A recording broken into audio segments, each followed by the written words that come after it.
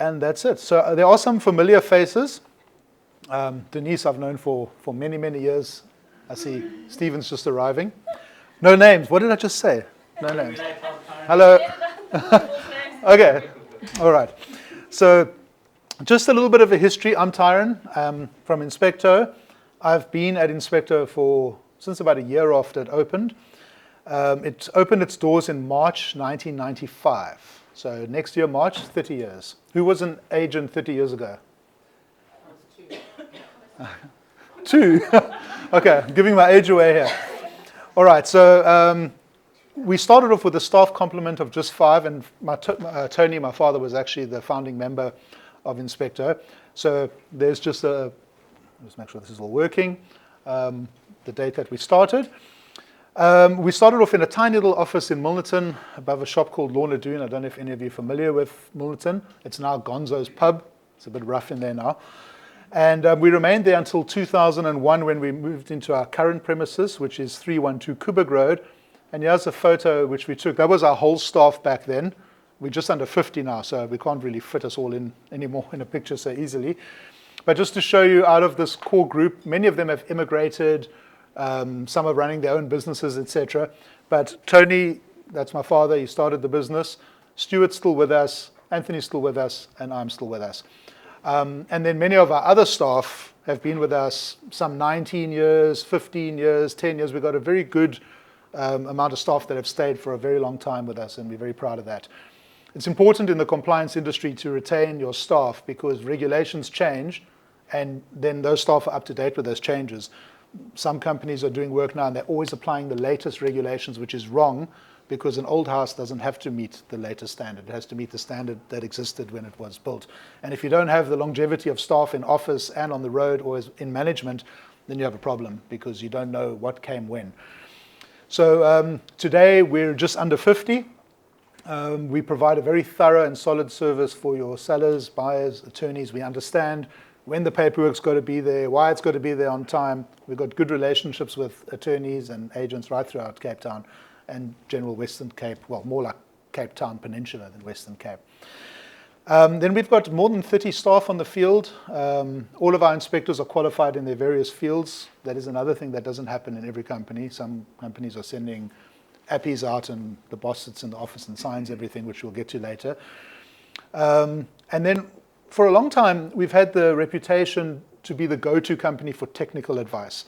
Even other compliance companies sometimes contact us to say, look, what do you think about this? What do you think about that? Because they want to know the technical details. So we've had that reputation for a long time, but there's something I want to address right in the beginning, especially for you that have been around for a while maybe. We had an ongoing problem that we were perceived to be expensive for a long time, many, many years. And that wasn't without merit. We are not the cheapest, we still aren't. But part of the reason is that we're thorough. So we find more legitimate faults than some of the opposition are finding.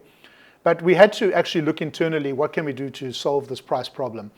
So in 2023, we revised our pricing structure completely. In some of the faults, we're charging half the labor that we used to. We restructured it.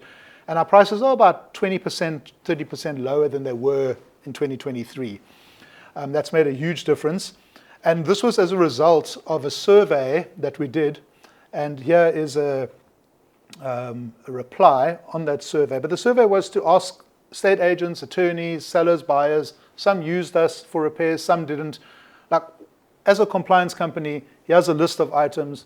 Which things do you need us to tick? Which boxes do you need us to tick as a compliance company? And they could choose the 5 most important ones. And here's a letter from someone in this room to someone at our office, Jade. And basically, I'm not going to read the whole thing, but she was saying, she can't tick, if she can't tick all the boxes, well, then she can't answer this questionnaire because we tick all the boxes for her. And it was a very nice compliment to get. But the problem we had was pricing, which has been addressed. Still, we're going to find some properties where there's a lot of faults. And it's those properties that have electrical work, burst geyser, they've got beetle in the floors. I mean, those are the ones that just escalate. And unfortunately, we do all 5. So now everything comes back to us. It's not like there's one company doing the water, one doing the electrical. So they look at the whole bill and they say, oh, you guys are expensive. But we're doing 5 different things for them at the same time. Anyway, that's enough about Inspecto. We're going to now move over to the training portion of this. So are there any new estate agents, fairly new? Okay, out of you, what are the 5 certificates needed for a transfer? Potentially 5. They're not all needed on every transfer.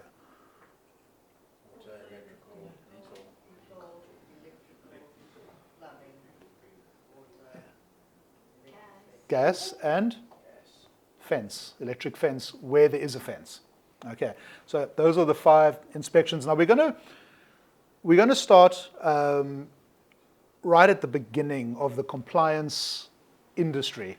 Where did it all start? What was the first certificate that was required for a transfer in Cape Town? Who said that? Well done. It's beetle. Most often, the answer we get is electrical, because that is the big one. That's when we started in March 1995. In fact, that was the trigger for us starting this business. So beetle is the first one, and we're not talking about any beetle. We're specifically talking wood-destroying insects. Now, if we have a look, here's a slide. You'll notice on the left, there's tiny little holes. That's the underneath of a floorboard. Now, you guys sell a lot in Claremont. You'll be quite familiar with this. That's common furniture beetle, or Anobium punctatum. Most often just in the floors, sometimes in Wendy houses, even in roofs, but most often you find it in floors. And the insect on the right of that is the insect that makes those tiny little holes. That's only 3 millimeters long. So it's quite zoomed in. And then on the far right, we have Hylotrupes bajulus, which is the one big old bad wolf from years ago that did so much damage. And that is one of the reasons we do certificates, which we'll get into now. So where did this all start? Well, back in the 1940s to 1960s in the Western Cape, but especially closer to the coast, 2 species of insects were causing havoc. In fact, in older areas, pinelands, areas like that, every second house had a beetle infestation. And this was now before certificates were required for transfer. So the government insisted that inspections be done on properties, because it was like an epidemic, like when COVID first came out. We think back, if you had COVID, you had to notify the health department. Well, if you found one of those 2 species in your property, you had to notify the Department of Agriculture. Okay, and they would come and treat it. And then the government approved entomologists, which is a fancy word for someone who studies insects, to go and do inspections to determine, does this house have beetle? And so the term government-approved entomologist was coined. Still find this term in some contract sale agreements today. Okay, so let's just have a look at an example of a government-approved entomologist certificate. We have one here. If we look at this, we'll see that it is for Mr. A.J. Vomberg, who is my father who started this. So this is dated May 1970. So we've got a lot of history and knowledge about beetle, and he's still involved in the business, not actively on a day-to-day basis, but we refer to him anytime there's complicated matters regarding beetle. In fact, we're asked to do a second opinion inspection in the Claremont area where someone failed like 200 timbers infested, and the beetle that infested it is extinct. It died out in the 60s or 70s. So those are old holes that still remain in the beetle, and they wanted to basically remove and replace all the timbers. But it wasn't active anymore. So that's where we have the benefit of the experience of Tony. Yes? Sorry, can I ask you, as a matter of interest, how do they then, your inspectors, determine if the beetle is active or not? Do they actually need to see the beetle? No, you look for the powder. It's called fraz. That's basically what the beetle pushes out after it's finished eating the wood. We're going to use that nice term, but beetle crap. But that is what you're going to look for, signs of activity. So if you look inside the hole and it's old and grey inside, you know. But in a roof, it's a bit more difficult. In a roof, you're not getting people walking on floors, and we'll get to that in a minute, how you actually tell the difference. But you look for signs of fresh activity. It's more difficult in winter because in winter they're less active, so you've got less likelihood of finding beetle in winter, or finding activity in winter, but you still look for the signs of activity which are more recent or not so recent.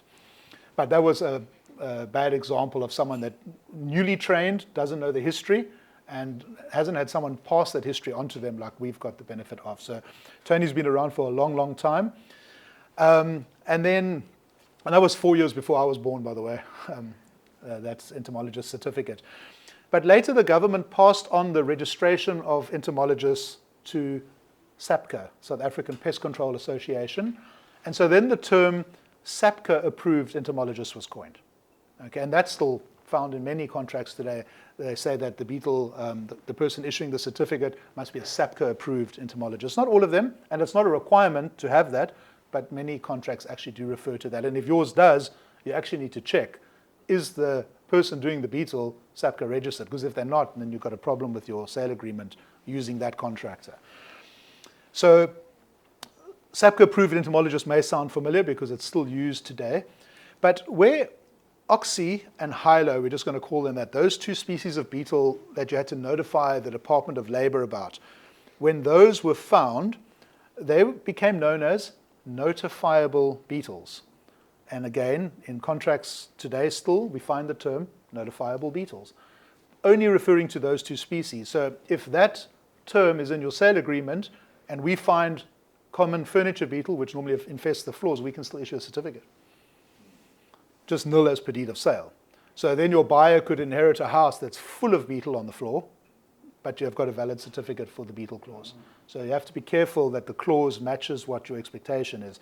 There was an estate agent that was taken to task about this once for recommending a clause that left the buyer in a predicament inheriting a house like that. Not inheriting, but purchasing a house like that. Other beetles obviously also do damage, but these two were the worst. And it was an epidemic that they had to stop. And that's why this became something that was necessary. And then this was introduced into sale agreements as well, because the bank would not give a bond unless they were sure that the investment is safe. They didn't want the roof falling in or the floors caving in. And so houses had to be free of notifiable beetles. They weren't worried about common furniture beetle back then, but today it's actually the one we find the most, is the common furniture beetle, because the others have been eradicated, not eradicated, but brought under control compared to what they were by the ongoing inspections. So what is the right term to use in a sale agreement? Now there's a bit of a difference of opinion on this. The Institute of Estate Agencies is following the SAPCA, and I'm not talking against SAPCA, there's a good reason why they want this done. They want to use the term wood-destroying organisms, but that includes things like mold, dry rot. Now, do you really want to replace a fascia board outside because there's a bit of dry rot on the side? The client's already buying the house footstoots. Why do you need to replace a fascia for dry rot? So we think that that term just goes beyond what the bank wanted in terms of a certificate. They wanted the roof not to fall in. Why are we worried about mold? It's not really sensible. If you look at the history of, that's why we started on beetle, because there's a lot of history behind it, more than the others. The right term, in our opinion, to use is wood-destroying insects. Now, again, some sale agreements are even calling for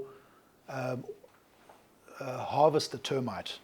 It's another species of insect that comes into your house, makes a nest under your floor, even under your concrete floor, but they're harvesting material from outside. They're harvesting material from the field, bringing it in and using that material to make a mess and a nest and a mess in your house. But it's not destroying wood.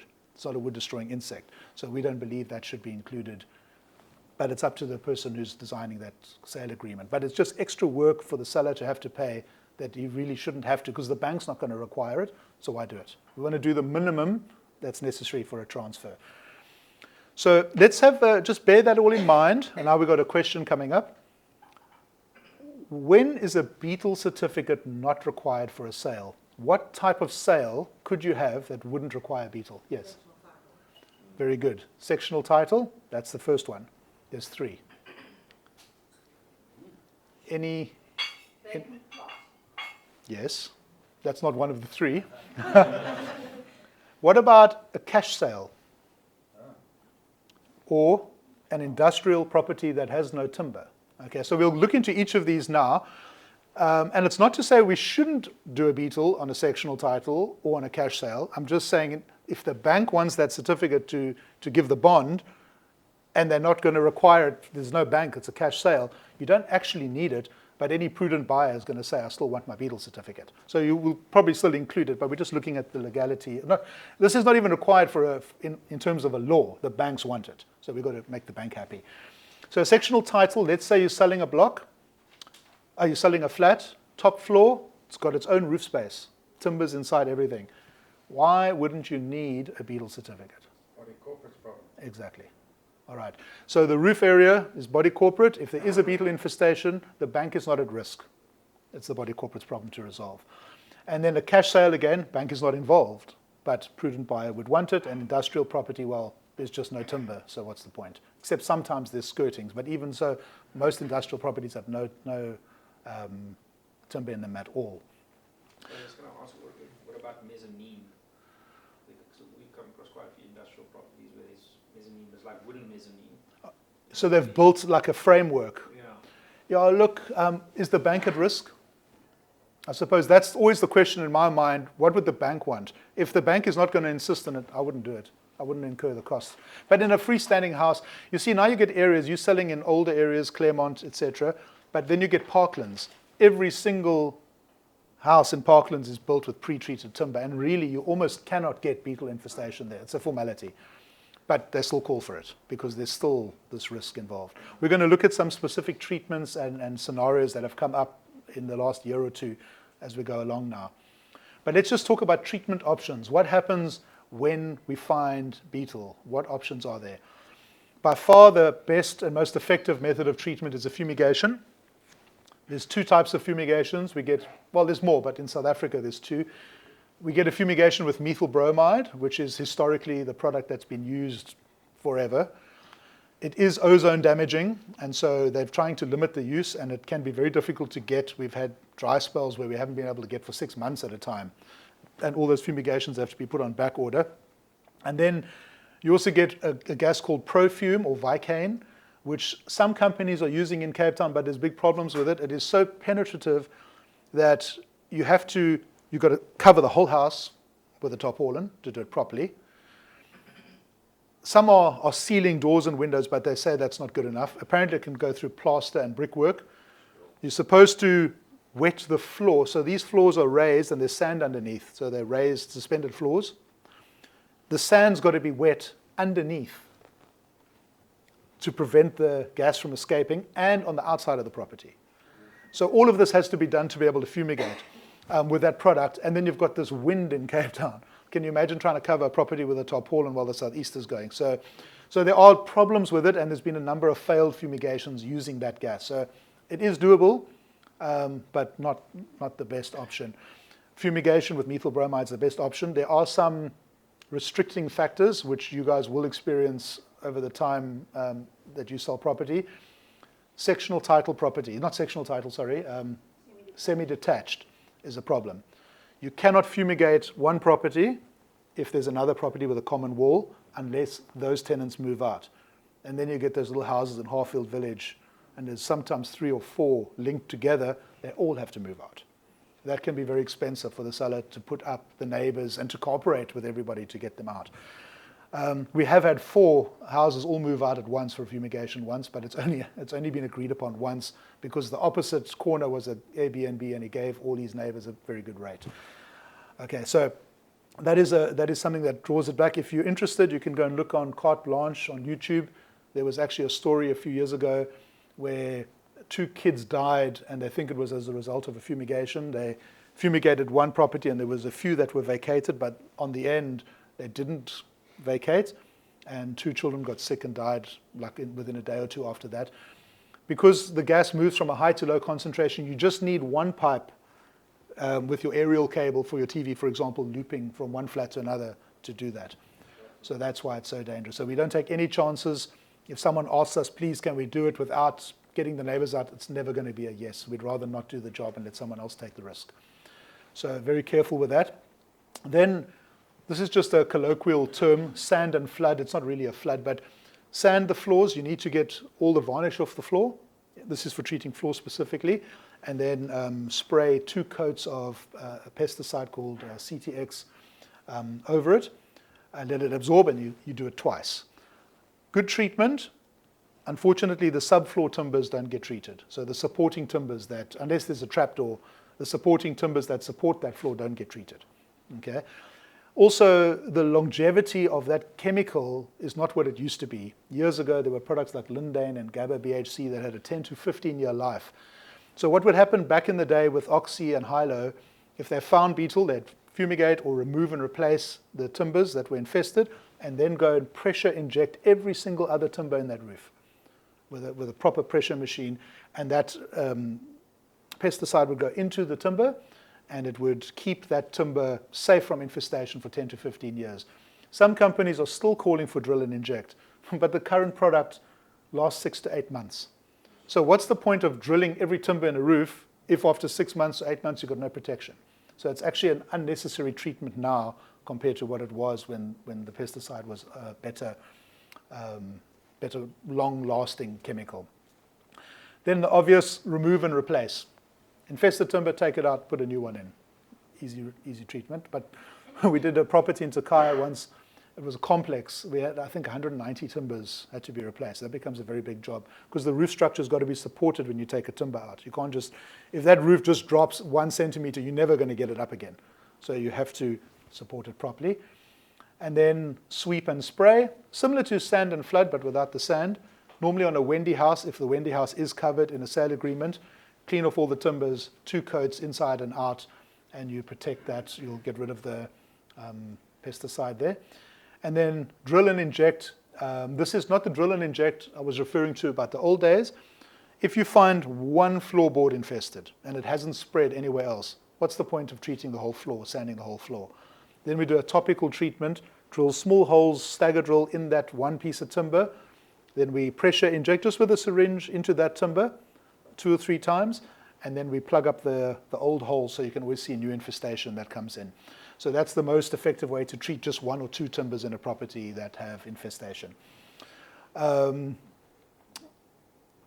let me just see if there's anything else. So with all of this in mind, the beetle certificate is not required because of a law. So what must guide us in terms of what treatment options are available on a property? What guides us? Any ideas? Your sale agreement. Okay, so this should be looked at carefully. Let me just have a look, see here quickly. This is an example of a beetle clause, which has got a couple little problems in it. It's picked and chosen from different clauses. It's not one estate agency's clause. So it says here, the seller shall, at his or her expense, deliver to the purchaser before transfer a certificate issued by a government-approved entomologist. That's archaic language. We shouldn't be using terms like that anymore. You can use SAPCO approved in that case. Confirming that all accessible timbers, now that's important because we can't do anything about timbers we can't see. So if there's a carpeting and wooden floors underneath, those floors don't get inspected. If the buyer moves in, lifts up the carpets, and there's beetle, that's just their tough luck. Okay. This one excludes Wendy houses. There are 2 schools of thought here. Should Wendy houses be included or not? One school of thought is, well, it can spread from there if there's an infestation, which is correct. And yes, it should be treated. Is it a risk to the bank? No. So one has to weigh up what you want in a sale agreement, what you want to cover and what you don't. Wooden fences and garden sheds also not included. And then have a look at this. Have been inspected and are free of infestation by anobium, hylo, oxy. So those are the 3 most common ones, but they're not the only ones. Just say wood-destroying insects, and then you cover all of the beetles that eat wood. And then the seller shall cause to have the infested timbers treated or replaced with, that's not my spelling mistake, by the way, that was from a sale agreement, with a new pre-treated timber at his or her expense. We've seen beetle clauses that only allow for replacement. That's very bad, because if you, let's say you've got one floorboard that's got beetle, now you're going to take it out of the lounge, one floorboard out, and put a new piece. It's going to look horrendous. It's never going to match. And the buyer could actually argue later, I want all the floorboards replaced to match because I didn't buy the house that looked like this. So we want to make sure that it's treat or replace as per the recommendation by the specialist, not the agent. So here's a suggested beetle clause. This is one we recommend. It's on our website as well. Sorry, Tristan, I'm touching the mic every now and again, I see. I'll try not to. So the seller shall, prior to registration of transfer, arrange at his or her expense to have the accessible timbers inspected by a qualified wood borer, not beetle. You get lots of types of beetles. Wood borer is the right term.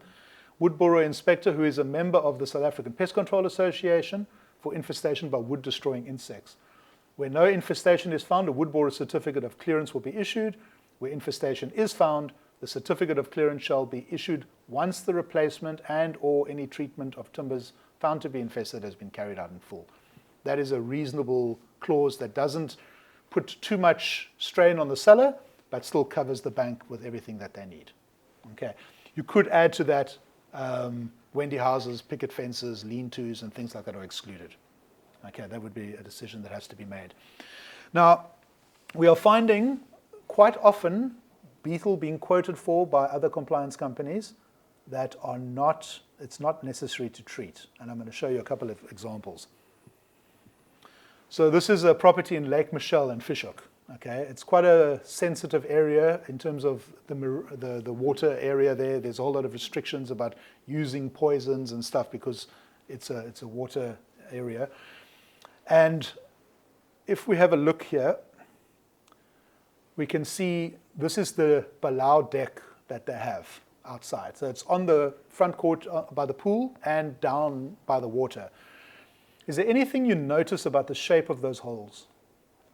They're different, left and the right. The one's just zoomed in more, I think. They look at the shape. They're all, most of them are elliptical. Why? So high-low comes out at a bit of an angle when it makes a hole, but this is not high-low. This kind of timber cannot have a beetle infestation. Which one? This type of timber, Balau, and also applies to Meranti wood, which you normally get in garage doors as well. Okay, it cannot get beetle infestation. These beetles were infesting this wood when it was a tree. Okay, now the holes are always going to be there, so when they season and they cut the timber, they're cutting through at an angle, and that's why the holes are like that. Okay, so there was a company that did an inspection. I hope there's no names. Okay, this is their quote, 14,547 Rand to treat that wood.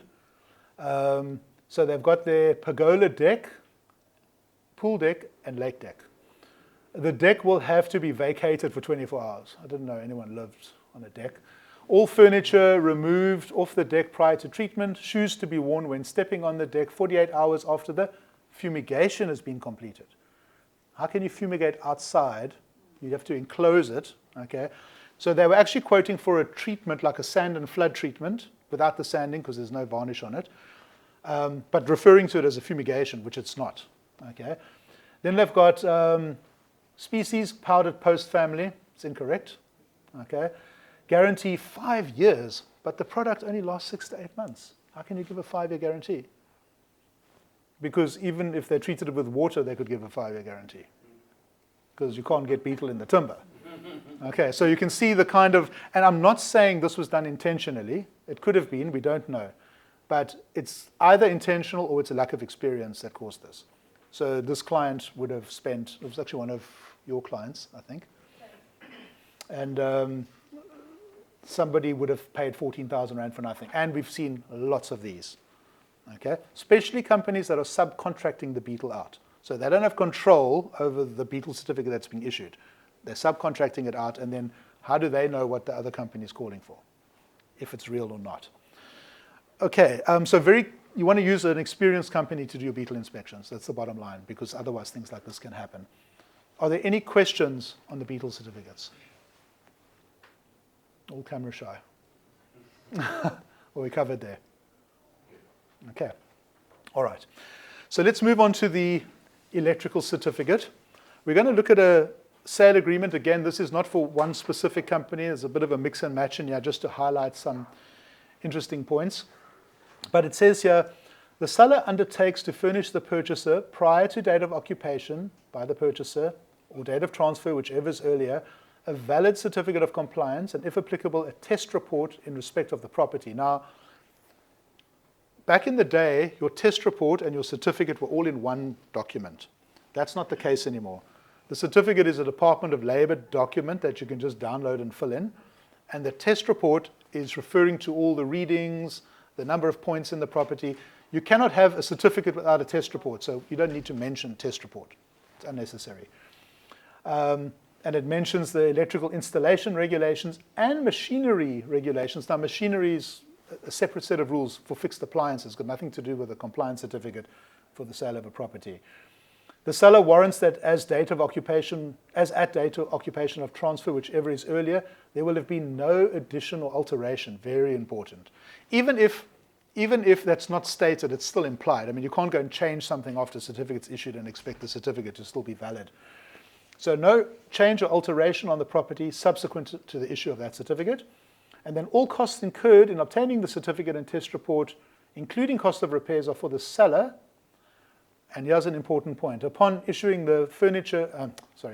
seller furnishing the purchaser with such a certificate, this purchaser shall have no claim whatsoever against the seller. So if the seller uses a fly-by-night, the purchase is done. If there's problems afterwards, there's no way to go back to them. Now, the electrical, in my mind, is probably the most important of all the certificates. Why? Well, if we think of the cost of average quotes that go out, take a biggish house, what's normally the highest quote? Electrical, water, beetle, gas. And unless there's beetle with a big fumigation, or 2 or 3 geysers that are burst on the same property, which is unusual, electrical's always the most. Are electricians charging higher fees? Our labor rate's the same, gas, electrical, water, same for everything. So why is it more expensive? Liability? No. Our markup for material is the same, our labor rate's the same. Why is it more expensive? Look at this room. How many water points do you see? How many gas points? How many, no electric fence, but how many light points are there? How many plug points? So if these lights are installed incorrectly, and we don't know if they are, but if they were, you could have, 25 faults right here. Okay, so the electrical has the most potential to be a big quote if it hasn't been done right. Okay, so for that reason, we need to make extra sure that the electrician issuing the certificate is properly registered, because he makes a declaration. Now, if you have a false declaration, it's fraud. And look what he's saying here. And this is on every certificate. It's not our wording. It says, ID number, a name and ID number, a registered person declare that I have personally carried out the inspection and testing of this property and deem it to be reasonably safe, basically. So that means the person signing the certificate has to be on site. Okay? We have got 50, 60 certificates on file at the office where the electrician that signed it has never been to site. Not our certificates, other people's certificates. There was a stage where one quite prominent company, the owner of the business was signing everything, every single certificate they issued, never going to site. There was another one, also quite a well-known compliance company, where the person signing the certificate was 85 years old. Okay, so he was just sitting at home signing. And they had a fairly decent electrician doing the inspection, but he was a single-phase tester, and some of these certificates require 3-phase electricians to sign off. So if anything went wrong, I mean, even if you did a perfect inspection and something went wrong and it was found that he wasn't there, it's fraud. Okay, so how can you prevent that from happening? Just ask the electrician's name and the plumber's name if you're on site when they do the inspection, and just compare it to the certificate afterwards. If it's not the same, then you say, I want this person here, he must come check himself. We've had a few situations, I'm jumping to solar now, that happened on the solar side, where there was big problems on a solar installation. Then the electrician that signed off came in, and he didn't know where the DB was. And he was only there like 3 days ago, according to the certificate. Okay, so you can see what happens if things are not done correctly. So let's ask a question for the audience. How long is the electrical certificate valid for? 2 years. 2 years, okay. Where did the 2 years come from? So back in 2000, up till 2009, the regulation said the electrical certificate is freely transferable, which means you could buy a house, and you could give that certificate to the buyer, and then he could give that certificate to the next buyer and the next one, and there was no time limit. Obviously, that's problematic. So they brought it down to 2 years to make it more reasonable. But does that mean that 2 years is a reasonable time for you to reuse a certificate? It is legal if the seller insists, but is it a good idea? And we're going to look at the reasons for that now. Okay. So the first thing we have here, subject to the provision of section 10.4 of the Act, that's the OSH Act, which we'll get to now, the user or lessor may not allow a change of ownership if the certificate is older than 2 years. So that's where it comes from. And then the question is, should you let a seller use a certificate that's nearly 2 years old? Just let's go back to that, a portion of that sale agreement, the electrical clause, and it says the seller warrants that as at date of occupation or transfer, whichever is earlier, there will have been no addition or alteration to the electrical installation. Now, guys selling a house, 2 years later, do you really think there's been no changes? Have they not taken down light fittings, put new lights up, replaced a plug or two, added something, done what they need to do to live there? But here's another point. So the seller sells, but he's still in the house for 3 months after the certificate's issued, and then the buyer moves in, and that buyer wants to reuse the certificate, and he's prepared to sign. He's made no changes. Can he sign that for the seller of the previous transaction? He can't. Now, what would happen if you purchased the property, or a buyer purchased the property, and there were 2 faulty plugs and the earth leakage is not working? And they call the electrician back, and he actually did it for the previous transfer, and it's 18 months later, or even the same. Yeah, it's 18 months ago from the previous time it was issued. Maintenance is not covered by the certificate. So that electrician is going to say, look, this is valid now. I mean, if we did an inspection now, we're going to fail it. But you can't come back to me after 18 months for a faulty plug. Okay, so let's look at why it's not a good idea. Should you let a seller use a certificate that's nearly 2 years old? Well, maintenance-related issues are not covered. So any plug or light points that no longer work, earth leakage switch is not tripping like it should, earthing problems which are caused by corrosion have developed. And I just want to mention something about earthing problems quickly. We've seen this more and more recently. It's something that's been happening for 10, 15 years, but it's growing. I think electricians that were in one company have moved to another and moved to another, so they've spread this idea that if you've got an old property, so there's 2 types of earthing systems. In a new house, you've got that white wire, twin and earth, or Surfex has got an earth wire in it. Or you've got a fairly new house, Parklands area, you've got plastic conduit, it's got live neutral earth in it. But on an old house, Claremont is a very good example, you've got metal pipes with just live and neutral, and the metal pipe was your earth to that point. Everything's bolted together, block nuts, everything's bolted fuss, and that is your earth. They are saying that you can no longer use metal conduit for earthing, and they are correct in a new installation. You can't go and install metal conduit as an earth now. But if the house is 60 years old, and that's the earthing system, you can still pass it. So we've seen quotes, little house out in North Pine, 26,000 Rand to rewire all the lights and plugs because there's no earth wire. They didn't say, and we went to go check it, everything was earthed properly. There just wasn't an earth wire, and so they're quoting for it. This has happened in Harfield Village, it's happened in Claremont, it's happened in Gardens, we've seen it in North Pine. You won't find it in a newer area because they don't have metal conduit, they're newer, they use plastic. So if you see someone calling to rewire for earthing, like a whole lot of points, the whole installation, stop right there, it's not necessary. Then go to a more experienced company to get that checked. Then let's look at equipment that's not covered by a certificate. Any ideas what equipment in a property wouldn't be covered? Yes. Yes, correct. Anything else?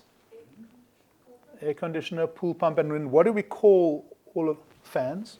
There was a clue there. What do we call these things? Fixed appliances.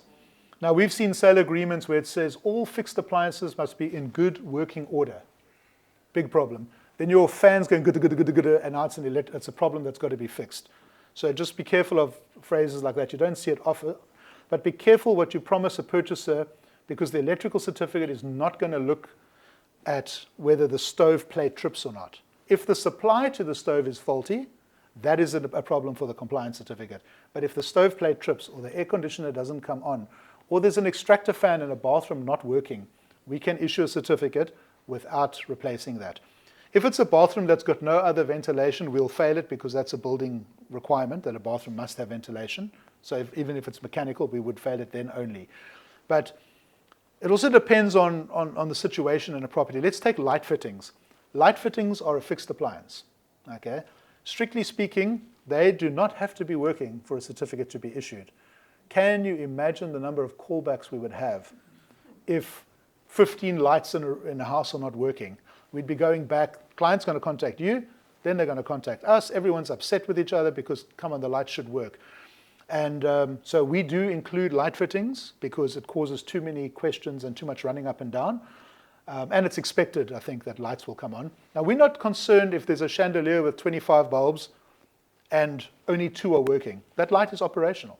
We don't care about the 23 other bulbs. We just want to see it come on. So 1 bulb at least in the fitting should work.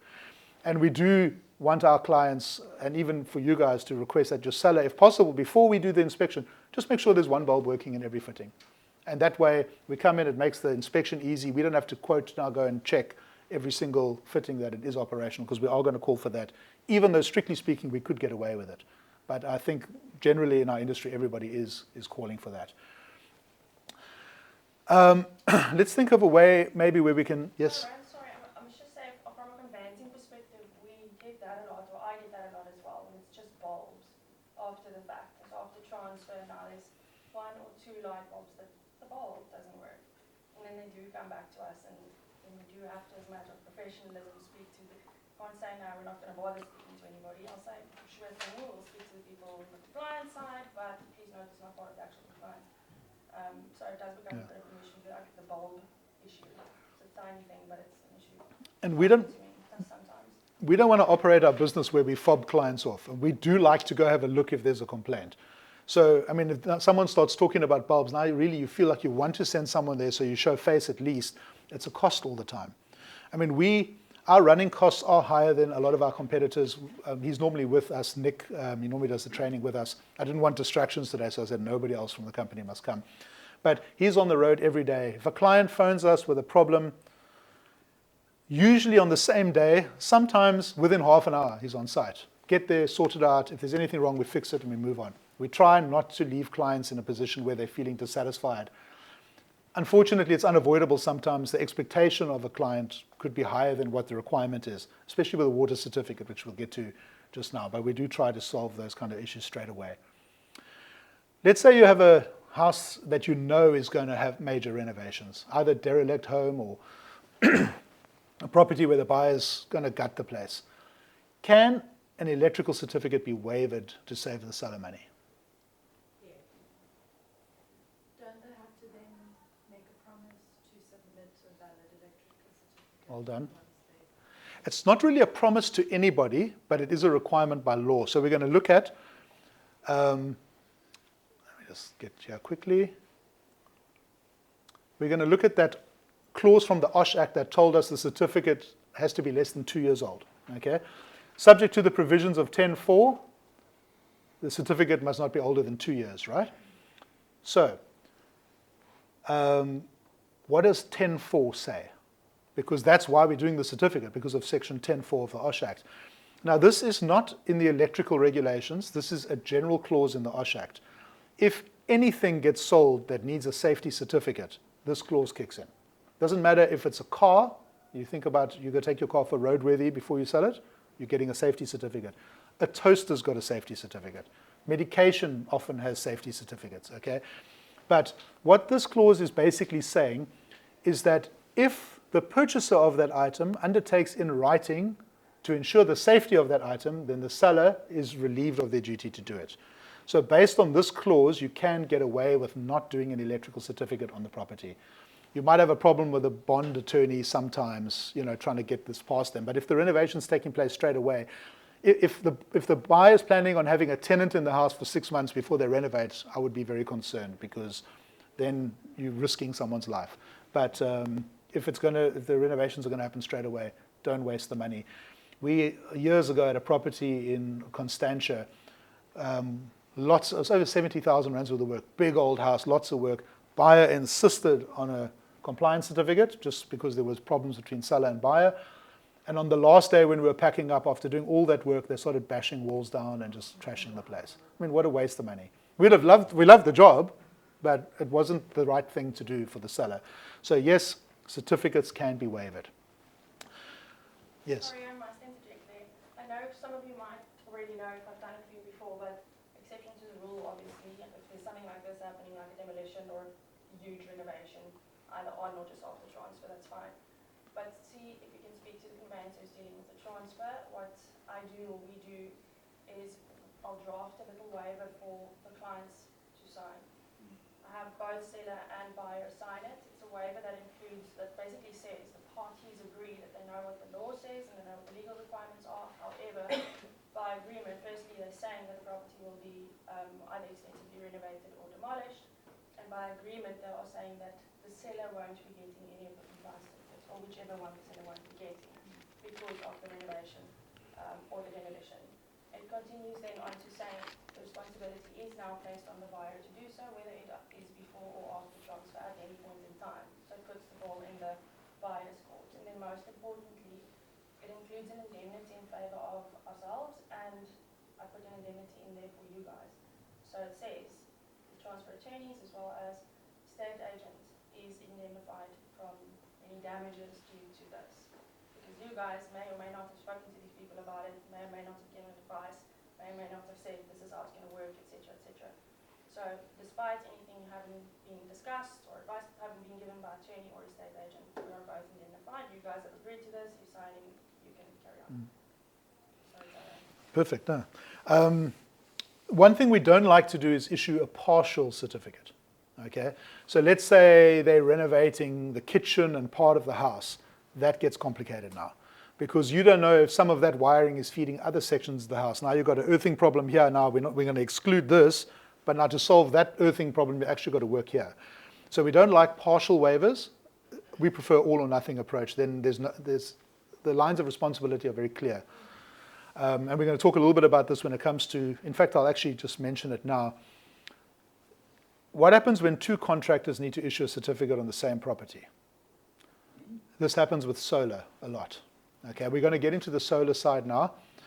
Now, there are some companies that rent out solar systems. I'm not going to mention names because of the camera, but it's becoming such a headache because they are doing that installation at rock bottom price. And so they take shortcuts and they squeeze everything into the main distribution board. We find single-phase houses with three-phase main switches because there's no space to put two separate main switches in. So they use a three-phase main switch. Two of the poles are for the, one pole is for the main house, the main supply, one pole is for the solar, and then the neutrals just run together through the neutral. So they're trying to save space. It's illegal. Now, who signs that off? They've put everything in one board. If we're signing off the main house and someone else is signing off the solar, we want separate DBs. A separate DB for essential circuits, separate DB for us. We can't take responsibility for the same thing. In some of these situations, it was they didn't want to go through that cost, the solar rental company. So in some of the cases, they actually signed off the whole main board. We did the rest of the property. We've got to be very careful that we don't take the fall for bad work done by somebody else. Solar is a big problem, and we're going to get to that right now. Now, before I even start this, I've got to have a bit of a disclaimer. Much of this information is what we've gathered ourselves. The written rules are not so clear yet. So I'm speaking from experience, what we've had to deal with. I'm not saying everything here is factually correct or will be correct in a year's time. This is in a state of flux. So let's just talk about solar supplies and backup systems. Now, I hope I'm connected to the Wi-Fi. We want to have a look at why solar is dangerous. So let's see if this thing starts automatically. Okay. This is a brief demonstration showing the intensity of arc. I'm switching the sound off. I'll just explain it. Just 4 panels. Now, solar systems on roofs have much more. Okay, so whatever you see here is magnified by the number of panels that you get. So they're just taking the 2 cables, positive and negative. They're supposed to be red and black. And that's what happens when you bring them in contact. It's a welding machine. It's like, have you ever put terminals across a car battery? It will weld them together, okay? So that's what happens, and that's why it's so dangerous. That doesn't trip a circuit breaker. Like if you had a fault on the normal AC or alternate current side of your property after your distribution board, you touch live and neutral, boom, circuit breaker comes down. Even on the old fuse boards, the fuse will blow. There's nothing to blow that. Okay. So then with that in mind, this is a photograph from a property in Hout Bay where a proper solar company did this installation. What? sorry, it's not photo. It's coming. Sorry. It's live, it's live. This is just proving that it's live. So this picture's the wrong way around. I couldn't fit it in properly the other way. Those are the roof tiles, and those are the cables coming from the panels through the roof tiles. Can you imagine those tiles cutting into the cables? Earth wires there. But what do you notice about them? They're all black. How do you know which one is positive and which one is negative? Okay.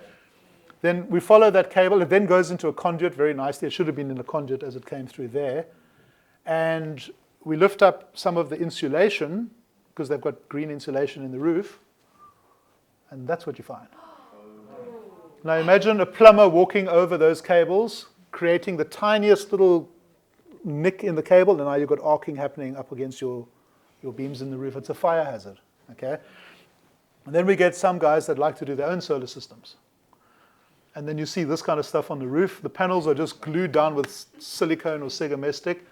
These connector blocks are not rated for this purpose.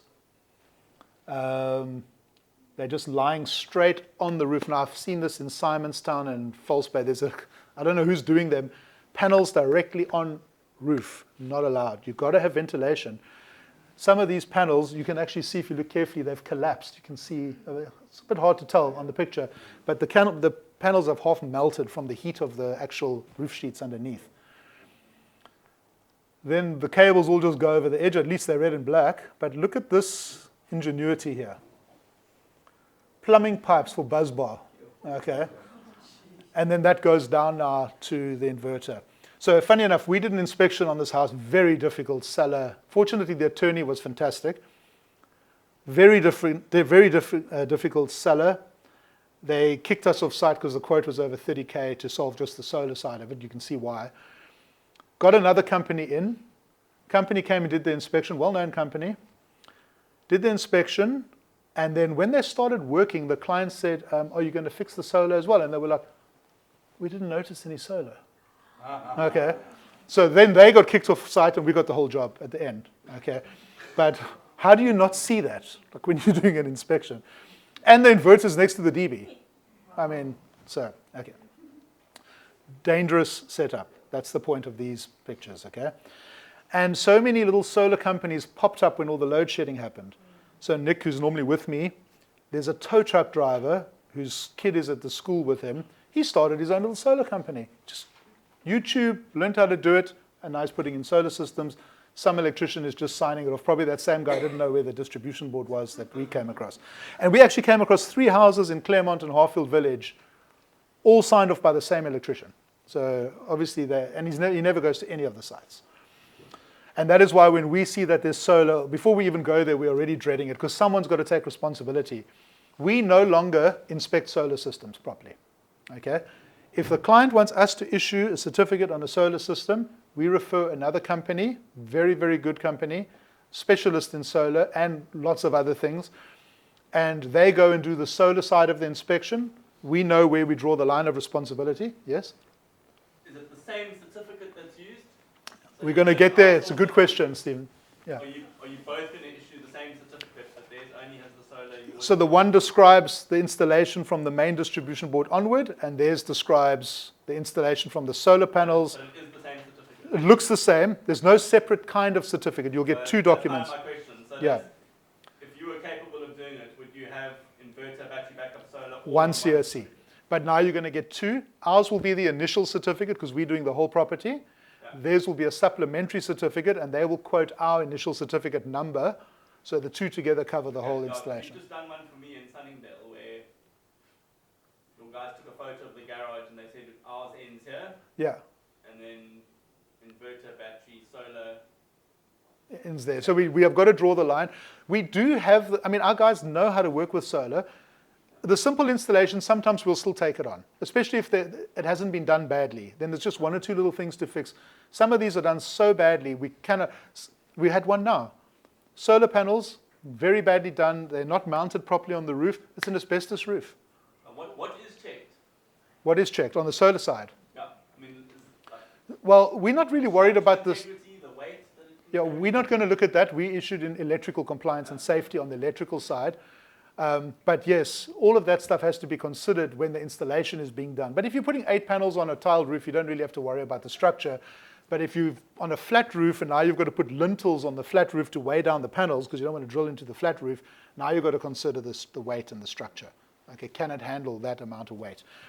But panels, the right thing to look is there a 10 centimeter gap between the roof and the panels? Ventilation, how the cables come down, how they enter through the tiles. Do you have more than, each set of panels is called a string. The cables that come down is called a string. You don't want two strings in the same conduit, okay, because of this arcing problem. The right way to do it, and I'll get to that in a minute, is metal conduit, but lots of people are using plastic, and it is allowed still. Those laws are still going to change a little bit. And there's been a lot of, even from the authorities, you ask them today, can you use plastic conduit for positive and negative together? They say no. 6 months later, they've changed their mind, but they don't come back and tell you that they've changed their mind. Okay, they've now agreed it's fine, but we don't get the information. So we're still calling for it, and then we realize, but they've changed their mind. We even went to training on it when they said, absolutely, you cannot put it in the same conduit. And now they've all changed their mind. So difficult to keep up to date, yeah. Sorry, I'm hopping on about it. I'm going back to your certificate. You Yeah. outsourcing it. Do you just add it to your invoice? No, they invoice separately. So we actually treat it, we don't want any crossover of responsibility, any invoicing problems. Okay. We're treating it separately, yeah. Okay, but it's something that you would facilitate and arrange. We would facilitate and arrange, and they will send the account. They're also prepared to wait for payment on registration. Everything's the same, just separate. We separate it. Sorry, Tyron, you said the inverter, the solar certificate needs to refer to the initial certificate, which is the main one for the main house, Yeah, right? yeah. In other words, it's necessarily so that the main one needs to be done first? Yes. Or can it, Well, you can do them simultaneously, but before you produce the document, you need a main certificate number. And we're going to get a little bit into how this is supposed to happen when an installation is going in, a solar installation, which we can talk about now. But yeah, there is problems when we come across a property that's got solar, especially when it's not done well. Then it becomes common. Then the solar people don't want to come back, or they don't even exist anymore. So many solar companies have closed down because this boom of needing to have solar has diminished. Load shedding's almost gone now. People that had money to spend on solar have already done it. And so there's much less. Some companies were booked up 3 months in advance on solar installations. They're sitting on like 2 days now. that's the only reason I asked you, Tyron, sorry, because I had an instance where it just cost us some time, which the parties may or may not be able to afford, is the time. Because in my instance, they needed to wait for the availability for the solar guy, and the solar guy needed to do his part first before, Yeah. Inspector, whoever comes in to do the main. We're going to look at now what the right procedure is and what you guys can do when you first get the mandate to try and get things moving before you wait even for the inspections to be done. You see, the inspections are normally done closer to transfer once all suspensive conditions have been met. But if there's solar, you want to start focusing on that quick because it takes time. And we'll get into all of that in a minute. But let's just look at why solar was a problem historically. When we did this course, the people giving the course on solar, very experienced people, came down from Johannesburg, gave the course.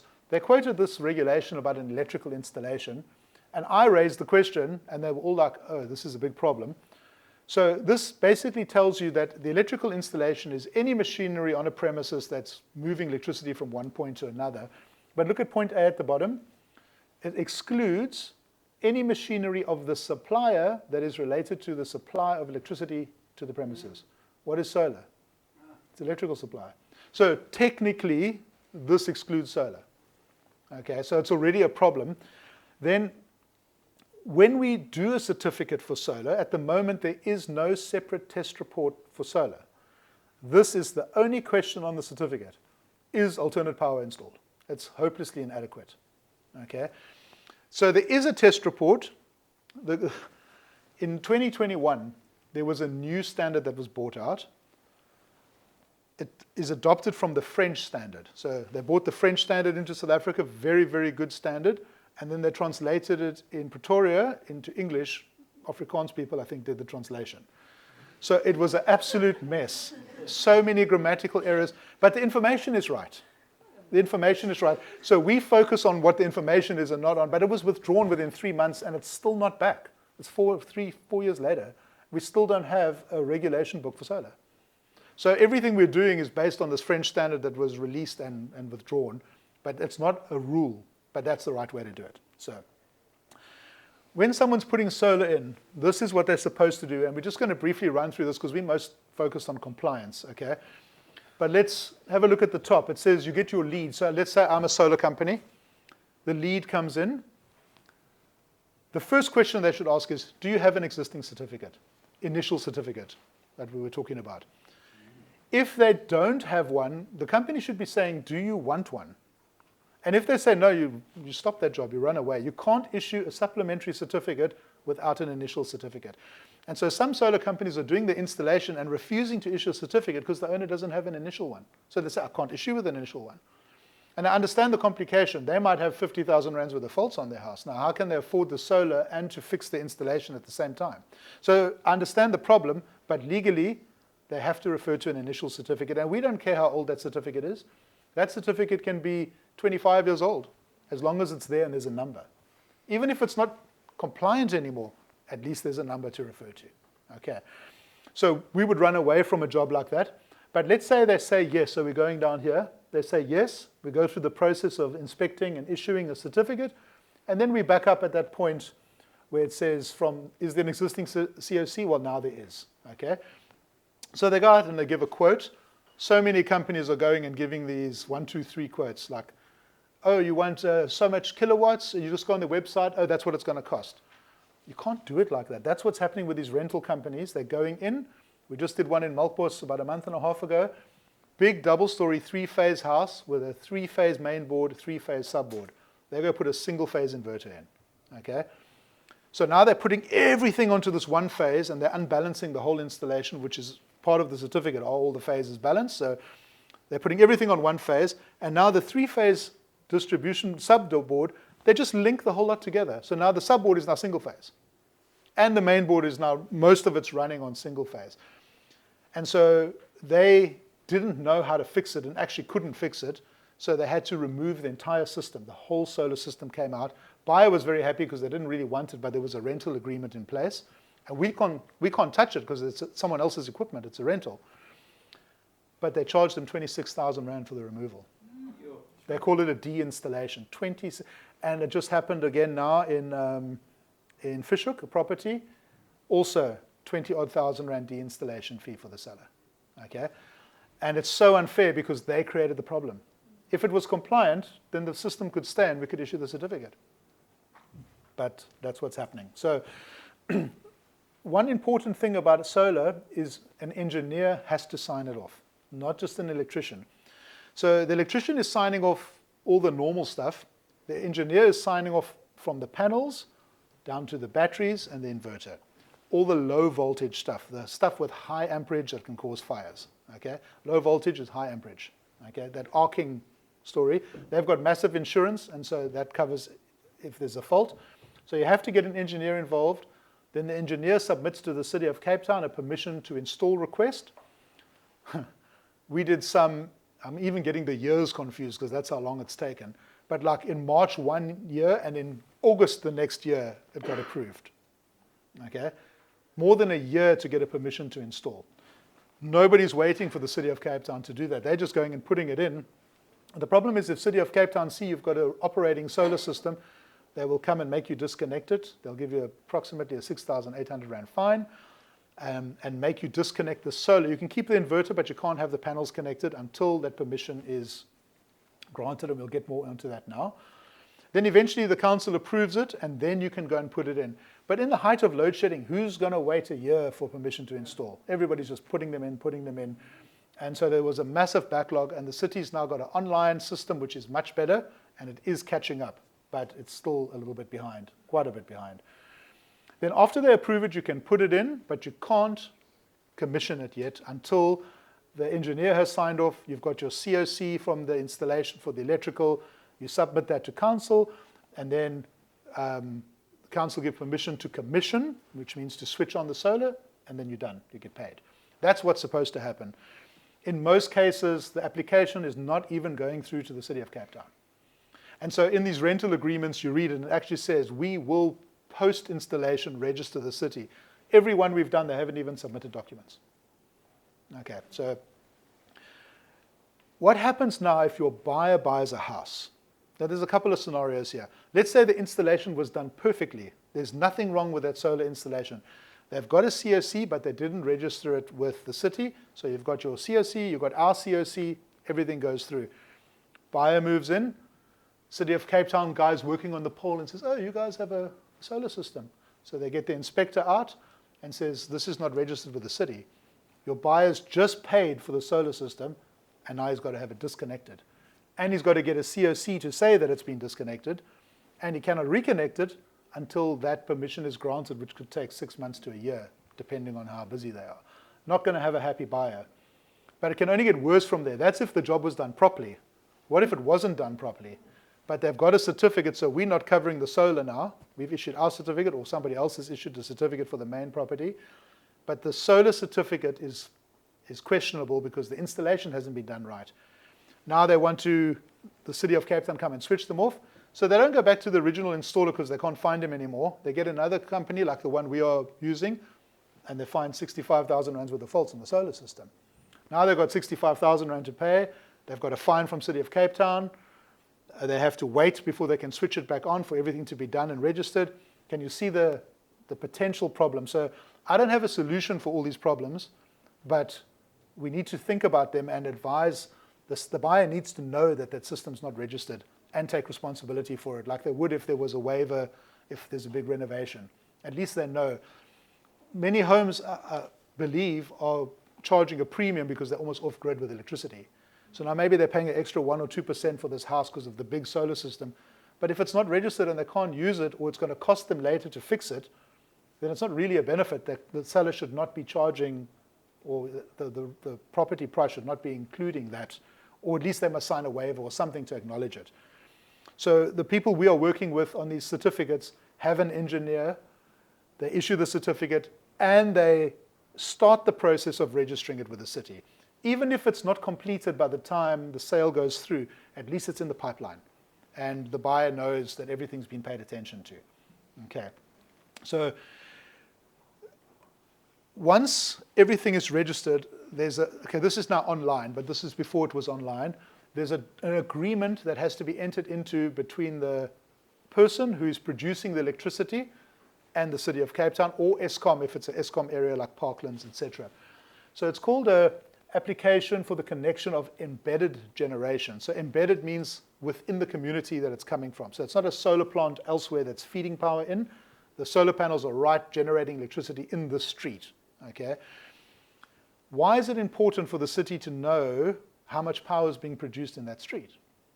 Because they've got cables running up and down the road, and they can only handle a certain amount of power. So if everyone's pumping electricity into those cables, they're going to sustain damage. Okay, so the city has to know.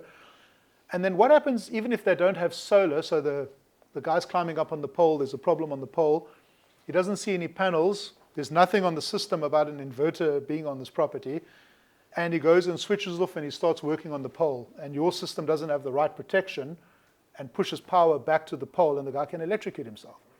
So the city has to know, even if there's just an inverter. You don't need an engineer involved, but the city should still be made aware there is an alternate supply on this property for their own safety and for other reasons as well.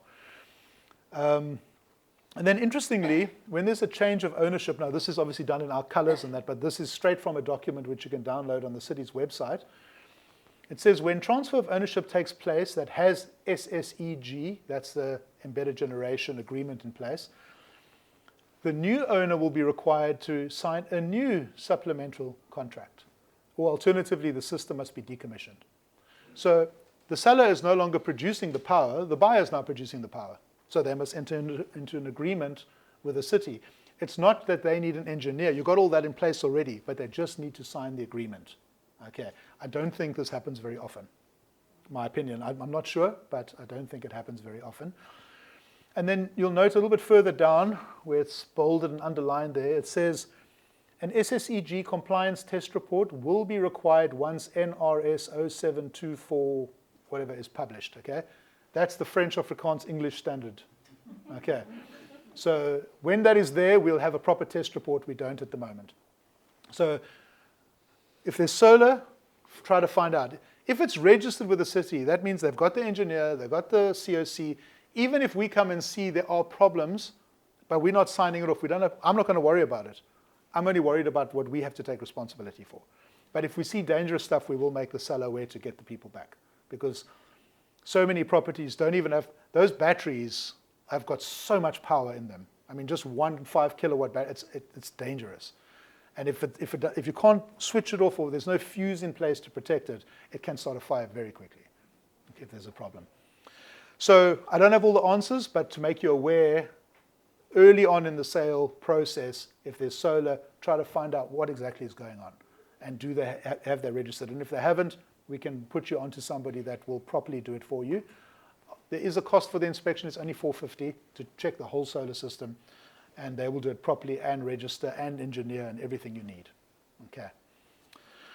Any questions on the solar? Okay.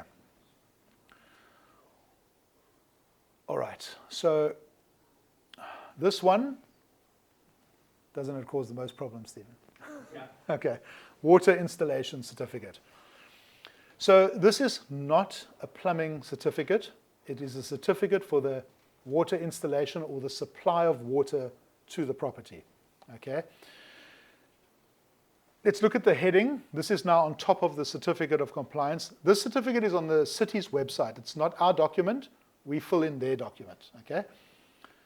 Certificate of compliance of water installation on transfer of ownership in accordance with the Water Services Bylaw Section 14.1 and Wastewater and Industrial Effluent Bylaw Section 22A. Now, is wastewater, I'm just asking a question before we even start, wastewater is not wasting water. It's water that's already been used. So in your sink, in your bath, in your shower, in your toilet, that water that leaves your property, it's polluted water. Is it covered by the water certificate? So why is it mentioned there? Section 22A. That's the thing. It's not mentioning the whole bylaw. It's only one point. Okay? And that point says there's no stormwater ingress to the sewer. Okay. So this is not covering any other wastewater but rainwater getting into the sewer. Why is it a problem? Because in winter, all these homes that have paved where there used to be lawn or they've got trapped courtyards, all their roof water, everything just goes into the sewer. Winter comes and the sewer works of City of Cape Town get inundated with water that shouldn't be there. Okay, so it is a real problem. That's why they've brought it into the water bylaw, even though it's not part of the water bylaw. So what is this water certificate? Well, we have our seller's guide, which gives some information. You've got it on your seats. It's also on our website, and we've got a couple of other documents that have links that refer to it. But if we have a look here, we've got a section on the water certificate, and the little green box there just basically tells you the difference between a water installation COC and a plumbing certificate. Now, a plumbing certificate is what a plumber will give you if you have a geyser replaced, and the insurance want a certificate just for that. But it also covers more. A full plumbing certificate covers the wastewater, the sewage system, everything. That's not required for the City of Cape Town's transfer, so we don't look at the things that are not required. If we see a leak on the waste trap in the kitchen that's dripping inside the cupboard, should we mention it or not? I don't think so.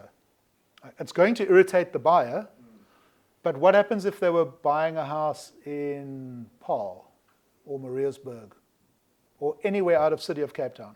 They wouldn't even have a plumber coming to check anything. It would all be footstoots. Okay, so why should we put more responsibility on the seller than what the bylaw says we have to? So I don't think making them aware. Now, let's say the seller's overseas and you make them aware of the shower's blocked, this is the problem. We've seen cracked toilet seats on quotes before. What's that got to do with a water certificate? So if we make them aware, now they've got to do something about it, right? So do we really want to start? And it also looks like we're trying to just get extra money for ourselves. So we try to stick with the requirements. If we're asked to do it, we'll do it, but we try to stay away from that. I'm not saying every situation, I mean, if it's so bad that it's flooding the place, we might recommend a replacement. So you flush the toilet, everything ends up on the floor, there's no pipe. Well, let's just do something about it because we're there already. Okay, so what is required? Well, we have a checklist that is on the certificate. This has grown a little bit over the years from when it first came in. Yes? Sorry, I hope it's not going to completely throw you off your train of thought, but pertains to the very first line. Amy, maybe you can ask the questions. We had a scenario yesterday. Us? Somebody else? We won't name any companies. Okay, not us. We won't No. name any companies. But a transfer has now happened, and a geezer's burst very short time afterwards, and a nosy building manager has got involved, and he's looked at all the things he clearly has been told to look at, and one of the things that has popped up is that the geyser is not compliant, and he could tell that and he could see that. We've referred to the COC, and at the bottom of the COC, Annie, what do the words say? The geyser is not compliant. The COC excludes the geyser, cannot make it compliant. So it's a signed COC, it's been used, but on it, it mentions that the geyser is not compliant. Why is it not compliant? There's no, first Well, of all, I don't know if there's you've had an no answer yet, but the point is, can you drip still tray. put that water certificate through with a non-compliant? I'll probably ask you this a million times. No, I don't think so. Is the geyser, is it a flat? Yes. And the geyser's in the particular flat. It's not on a body corporate area. Okay. Then I would say you have to get it compliant. There's always a way to get it. It's not always pretty, as we've seen, pipes on walls, etc., to get overflows out, but there's always a way to make it compliant. The city will insist that it's compliant. Yeah. So we have a purchaser now asking, well, why should I pay this excess to have the geyser replaced when it wasn't compliant? I'd love to see afterwards if you can forward me the list of what made it not compliant. Let's just see what they ignored. So the drip tray, if it was a very old geyser, so geysers before 2006 don't need drip trays, okay? Purely because that's when the water bylaw for City of Cape Town first referred to that as a problem. So you can't, laws are not retroactive. You can't apply them to things that existed before the law came in. So apart from the drip tray, they want everything else compliant, and they will enforce it. So the buyer will be forced to make it right. Do you think that would waive the insurance if it wasn't compliant, if the geyser had to burst? That's also a good question, because sometimes we find that this comes up, and the insurance insured the property before the certificate was issued. So why now, because the certificate is issued, should they suddenly not want to insure it anymore when it's in the same condition that it was before? So we've had that from insurance companies trying their luck not to cover something, but they always covered it. So why not now? You know, the difficulty comes in if geysers are, especially like under a kitchen sink. How do you get a drip tray in there? Is there a fall to get the overflow pipe out? Now you replace a geyser that didn't have a tray but was before 2006. The buyer just moves in. Now the geyser's got to be replaced, but now it's a new geyser, so now it does need a drip tray. And so now they've got extra work apart from just the replacement to deal with. But I'd love to know those. If you can send that to me, Stephen, it'll be... And you WhatsApp it to me. Yeah, I actually just received it. Okay. So what is then covered by the water certificate? The first point on the list is the hot water installation complies with SANS 10252 and 10254. Now, the wording is important here. Let's just take a geyser. The requirement is you need to have a stop tap before the valve that feeds the geyser. Okay? So the actual regulation says any tank that stores water needs a stop tap before it. Any tank. So why don't we require one for the certificate before the toilet cistern, which is also a small tank that feeds? Some of them have stop taps, some of them don't. How come we can pass a certificate for the toilet that doesn't have one, but we need to fail the geyser that does?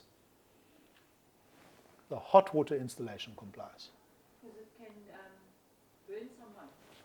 Not because of the burning, just because of the wording, the hot water installation. Okay, so the wording tells us we don't have to worry about all parts of compliance. The City of Cape Town doesn't have jurisdiction over everything on the property. Basically, we're doing this inspection for the city's water inspectorate. If they couldn't come onto your property and say, you have to fix this, if they don't have the jurisdiction to do that, then we don't have the jurisdiction to call for it, or the authority to call for it as a fault. So, for example, if there's a tap that doesn't work, it doesn't open, it doesn't close, but it's not wasting water, the city can't come and force you to replace that tap. So we can't force the seller to replace that tap. You understand? So we're just doing the work that a city's water inspector would have done in years gone by. Okay. But let's have a look at this geyser story. It says it complies with two standards, 10252, 10254. So 10252 is all plumbing regulations, sewage, drainage, everything. So that would relate to the pipe work around the geyser. And then 10254 is specifically for the geyser itself. It has to comply with both of them. Let's have a look at a couple of horror stories. These are worse than what you've seen before, Stephen. Okay. Well-known compliance company, and I'm sure they're going to see this video at some point and let them stew while they read it or watch it. So this is a geyser on the left. You can't really see it clearly. You can see the edge of the drip tray there with a white pipe coming out. And it's connected to a tundish. This is called a tundish. It's a bit small, this tundish, but you'll see, if we just have a look here, there's the white PRV pipe coming from the pressure reducing valve.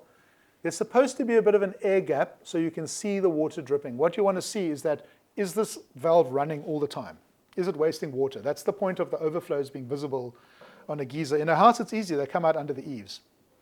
But here, in a flat, you've got to make a visible place. You can't just put it straight into the sewer, and nobody knows if that valve is wasting 1,000 liters of water a day. Nobody can tell. So it's supposed to be visible. But then this other pipe, is this copper one coming down, is the TP discharge. Now, TP stands for temperature and pressure safety valve. Okay? Anyone ever cooked with a pressure cooker, Denise? Come on. But a pressure cooker, you've got that little valve on top, and when it opens, mayhem, my wife hates it, she runs away, it can be hectic. That's what the TP valve lets out if the geyser's element or thermostat is shot, and it's just boiling inside. Now it's got to release that steam. It's the most dangerous part of a geyser. So that would normally be discharged in the same tundish. Now, there is a valid point here. That plastic can melt from the heat of that discharge. Okay? But you don't have another real alternative to this in a building, and the city's introduced this bylaw, so we must make it work with the materials that are available. So we use a higher standard of plastic, higher melting point, etc. But that TP pipe should have gone into the same tundish, and the tundish should have been a bit bigger. But out of concern for melting the plastic, the compliance company did this.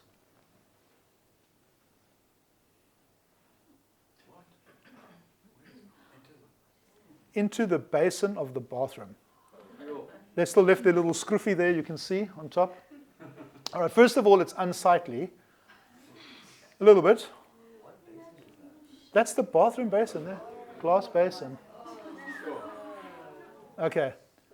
Can you imagine, you can see, if you look carefully in the reflection of the mirror, you can see the toilet seat there on the other side, right? At the top. Can you imagine having a nice morning break, and that valve discharges 200-degree water, forcing it out right over the whole bathroom? Or you're brushing your teeth, and it discharges. It's so dangerous, okay? So this company went back and then argued with the city of Cape Town that this was better than putting it in the tundish, because the tundish could melt. But the waste pipe from under that zinc goes straight back into the cupboard and goes into the same plastic pipe. Okay, so problem. Okay. I'm going to forget later, so I'm going to tell you another horror story quickly. No names will be mentioned. But there was a company whose gas installer was found looking for a leak on the gas pipe in the kitchen with a lighter. Okay. You're supposed to use soap or a pressure gauge. Pressure gauge will tell you if there's a drop in pressure. Or you use soap and you look for bubbles. Okay, like with a car tire. They were using a lighter. Okay. On the water installation, is there really anything life-threatening? The geyser can explode. That's about the most dangerous of it. An existing installation that's been just chilling there merrily for years and years and years, doing its thing. To what the city wants you to do to it now. It's not. Raising vacuum breakers and doing all Yeah, that. so the thing is, it's not life-threatening, but we have a water-scarce area, and so the city want to know if there's wastage of water. That's the whole point of this bylaw. They have gone a little bit over the top on some of their calls, which we are dealing with them on, but the whole point is not to waste water. So, for example, if your overflow pipes just disappeared into the sewer and the valves are faulty, you can just be wasting water all the time. Or if your geyser's in the roof and your drip tray goes straight into the sewer, your geyser could be burst and you'll never know until you look at your water bill one day and realize why you're paying so much for water. So they're trying to prevent wastage of water. That's the point. Okay, not life-threatening. All that other stuff. The regulation says it must comply with SANS 10254, and those regulations fall under SANS. So yeah, they do have authority over it because it's in the bylaw and it's been approved by government. So we have to stick to it. Why are you worried about your place? No. I don't own a property, I'm clear. I just think that if something has been doing its thing for years and years and it's been working well, So we agree with you. why interfere with it? We agree with you because laws are not retroactive. The thing is, was it done properly when it was put in years ago? So most old installations, and we have found geysers from 1960 that are still in use and still working. Those installations were done by proper artisans, perfectly neatly, lovely. So if we do an inspection on a property and the geyser is older than 2012, I'm just giving that date out there, that's the year that TP valve overflows had to be not longer than 4 meters and couldn't have 90-degree bends and all of that. If we do an inspection on a geyser and the geyser is older than 2012, we're not going to call those things. Okay? We won't call those things as false, because when it was installed, it was compliant. Even the council inspector, if he was a private plumber at that time and gone and done that installation, he would have done it just like that. So we won't call it. But most companies are calling up-to-date regulations, which shouldn't be done. Every now and again, our plumbers forget to look at the date, and we have to remind them that if we pick it up, we change it. So we don't need to do it in that scenario. But the geysers are very important. There's a lot of potential wastage of water that can occur from them. And there's a whole lot of, I'm not going to go into all the little details that we look for, but they must comply with those 2 standards. And then let's go back to the next one. Water pipes in the plumbing installation, especially within the roof, must be properly saddled. This sounds like such an easy thing, but it's not. Okay? Some roofs, the timbers are very far apart. Now, there's a requirement in the regulation that pipes must be saddled at certain distances. What happens if the beams are further apart? Now you've got to put in beams to brace and to be able to saddle onto.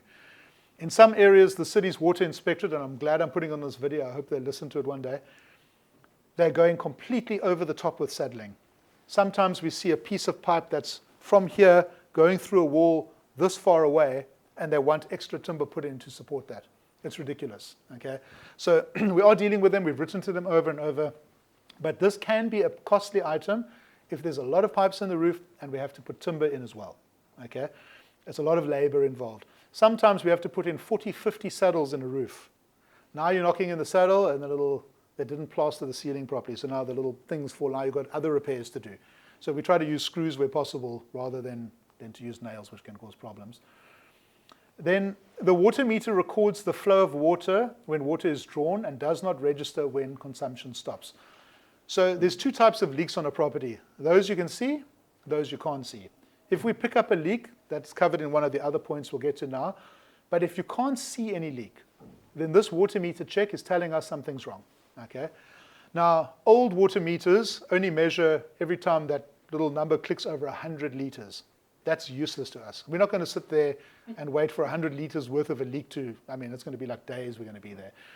Because you've got to switch all the water off while you're doing the check. But the modern meters are very, very sensitive. So we take like a 5-minute video that is sped up with hyperlapse. It's like a tool we use.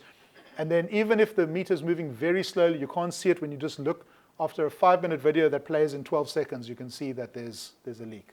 So very important test. This is not possible in flats without water meters. There we only look for the visible leaks. But if there's no water meter, there's no water meter. There's nothing we can do. In some areas in parklands, we actually find there is no water meter, even on a freestanding home. And some of the houses were fed from the fire hydrants in the street, and the city never came and put the water meters in. And some houses, they've been through 2 property transfers, and there's still no water meter. Then they want to charge the current seller for back usage of water, because now we're bringing their attention to it. But why didn't they look at their water bill for the last 12 years that they've been not charging the client? So, yeah, they're trying to use this certificate as a way to catch up on things that they haven't been done properly some of the time, that they haven't done properly. Then the private isolating valve, this does not apply to flats. It applies to freestanding properties, and it doesn't apply to gated communities, complexes. Okay? But the private isolating valve, as per subsection, etc., is in place and functioning. Now, you've got your water meter. On the supply side, the City of Cape Town side, the street, the supply comes in. They should have a stopcock before the water meter. Sometimes it's built into the box just at the meter. But after that line goes out from the water meter and crosses the boundary of the property, there needs to be another stop tab. one for the homeowner's use. Okay, so that's the one we're talking about here. If it's not there, it can be quite costly. It could be that we have to lift up paving to get to the pipe. Sometimes we quote for it and then we open the ground where it's supposed to be and we do find it there, but it's so deep, or sometimes so deep, then we will bring it up to make it accessible that you can within a reasonable distance. Sometimes you need a tool to get it. You can't even reach it, so it's pointless. So that's the other check that we do. And then none of the terminal fittings leak. The terminal water fittings leak and correctly fixed in position. What is a terminal fitting? Tap. Okay, tap or toilet or shower mixer or anything where the water comes out of. Okay. So let's say you have a tap and when it's closed there's no leaks, but when you open it, it starts leaking. Is that covered by the certificate or not? Okay, so let's have a look at an extreme example. So we're going to look at a video. Now we asked this question to a senior water certificate of City of Cape Town. Is this compliant? Okay, so you can see there's no leaks. Everything's fine. Whoops. Okay, should that be failed or not? No. Okay, you're quite right. The response is yes, the tap only leaks when it's open. This is a maintenance issue. How would your buyer feel about that? Okay. Well, there was one, it was actually an estate agent's property in Sea Point, his own house. When you open the tap in the kitchen where the vegetable washer is, the water sprayed over the whole kitchen. Okay. There are some circumstances that require attention, and that I think is one of them. Okay. We have to use common sense. If there's a bit of dripping out the side of the tap, we can leave it. If it's that bad, especially if it's messing on the floor or doing damage to property, I think we'd have to consider it. But we would say to the owner, not really a requirement, but I think this needs attention. Okay, this would have to be in the property condition report anyway. Okay, yeah. You can't hide that one. Yeah. So the next one, this is a big one. Okay, it's not always a big one, but when it happens, it can be very difficult to solve. No stormwater is discharged into the sewer system. That is that wastewater bylaw 22A that we referred to in the heading. Okay. We're going to look at some scenarios of what this involves, but this is basically rainwater from roofs and gutters and downpipes and rainwater that's falling on the paving ending up in a sewer. Why does this happen? Well, you had a nice big property in Claremont and now you've paved the whole area, and the paver sloped instead of sloping to the road, he sloped everything toward the gully where the sewer is going into, the sewage water. So you see your basin pipes coming out from inside the house. Those gullies are supposed to be bricked up 100 millimeters above the ground. Many times you'll see there's a little cutout on the side to let the storm water in. Okay. Sometimes it's not the paver's fault because the slope of the property is in that direction, but it used to be lawn and now it's not. So the lawn used to absorb the water, now it's all ending up in the sewer. I'm going to show you an example from a property in Athlone where, and there are lots of properties like this. We actually need to take more photos. Okay, never mind the pool. There was a lack of chlorine. But that gully over there it's linked to the sewer. You can actually see a little bit further down, there is a sewer pipe at the back, but the two are linked there. So we have to actually open up the sewer, run water in there, put dye in sometimes and trace where's that water going. So our plumber's just walking around showing the scenario, and I just want you that's a downpipe coming down right there, straight into the sewer. And I just want you to appreciate how much water is going in here. Look at that roof, look at the top roof, look at the other top roof. You also have to include the paving and the pool, because if that pool was to overflow, where would the water go? Into the same sewer. So if this problem is not resolved, the City of Cape Town, if they discovered it, would come and charge a levy onto the rates bill of about, the last I checked, 27 Rand per square meter of area entering the sewer. How many square meters is that? 1,000 times 27 per month, even in summer when there's no rain. Okay, so that's another little video just showing it wasn't only this area, it also went around. So what's the solution here? Well, the nice thing with having gutters is they're high.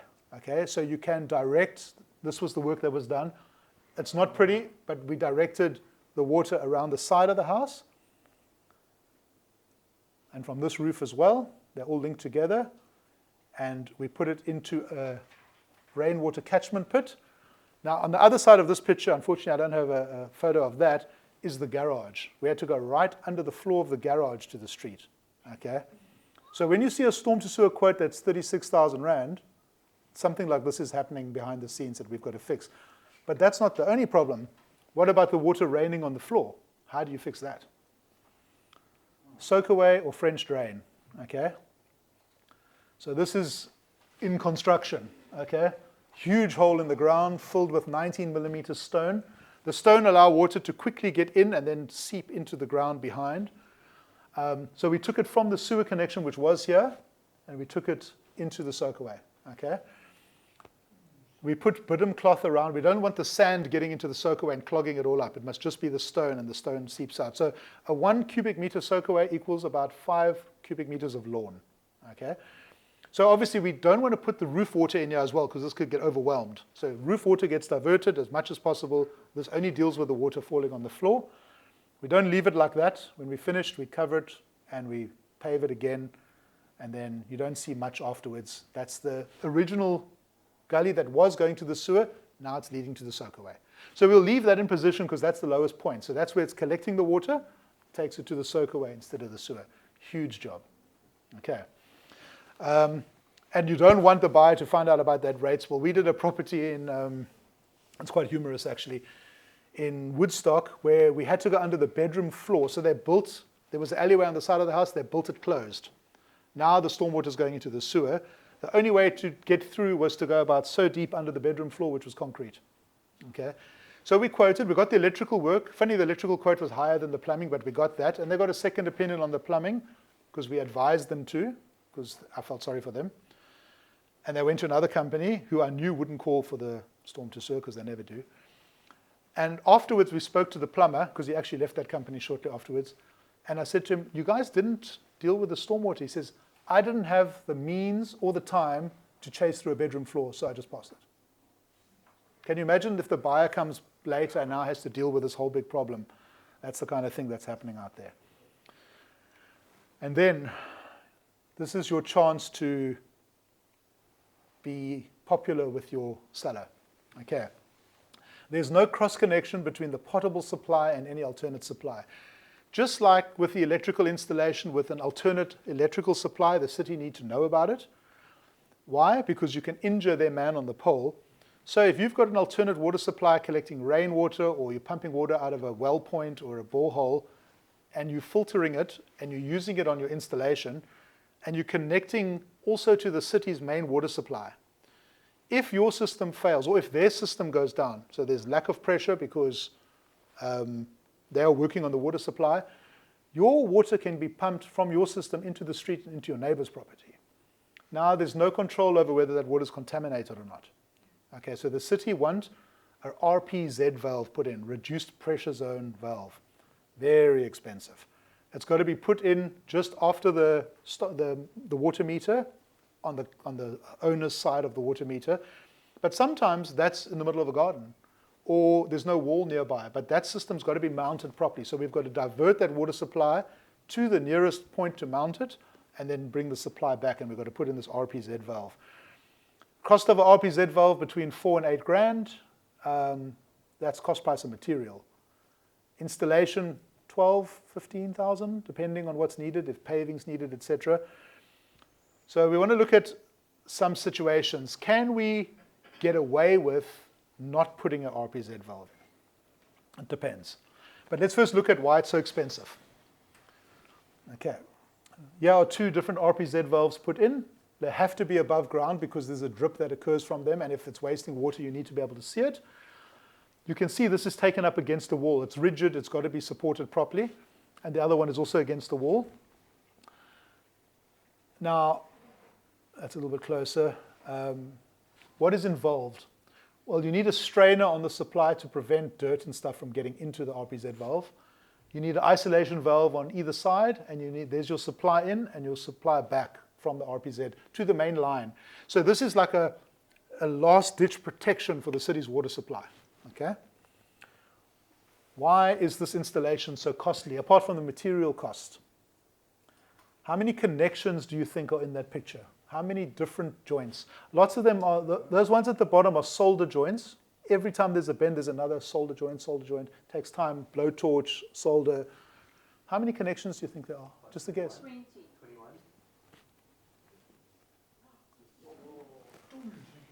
33. Okay, that is a 2 to 4 hour job. Okay, that's where the labor component comes from, and the materials are expensive.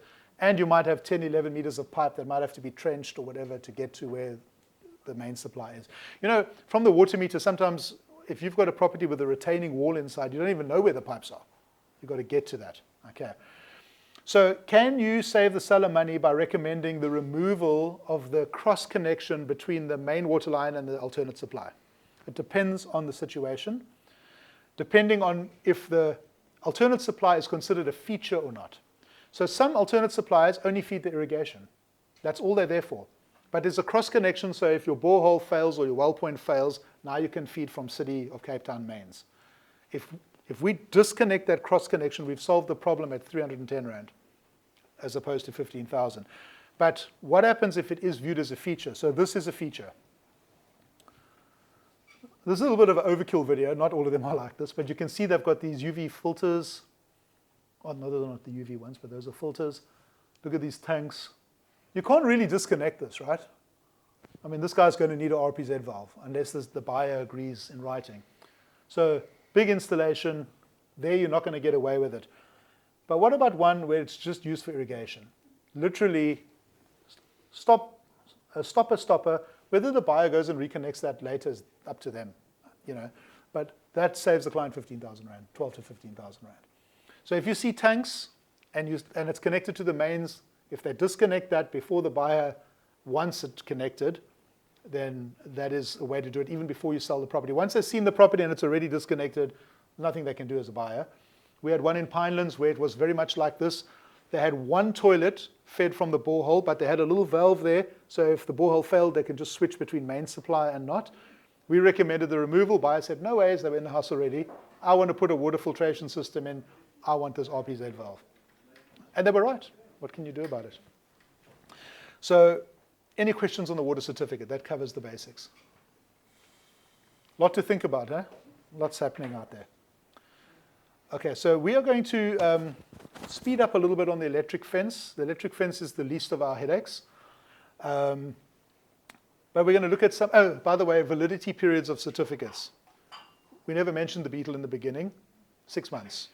Not because there's a rule about that, but because it's an insect that can fly in, lay eggs, and every 6 months you could have a new infestation emerging. Not from those eggs. So the beetle lays the egg on a timber. The little larva goes in and starts eating inside the timber and comes out 18 months later. But until it emerges, we can't see that there's a beetle infestation. Okay, so that's why it's a 6-month period. The water certificate has to be done for every transfer. You cannot use a water certificate twice. That's why the buyer's name is on the certificate. And for the City of Cape Town to go contact the buyer to do a verification inspection. I don't know if you've experienced that, but they are doing verification inspections. The electric fence certificate. The only question that ever gets asked really, does the fence that runs around a complex, this comes up quite often, believe it or not, require a certificate? No, it belongs to body corporate. If the energizer was on the unit, located on the property of the unit that's being sold, maybe, but still I would imagine body corporate would cover it. So an individual fence that belongs to the home, the electric fence belongs to the homeowners association. Sometimes you might find one unit has their own fence. That would be different, okay?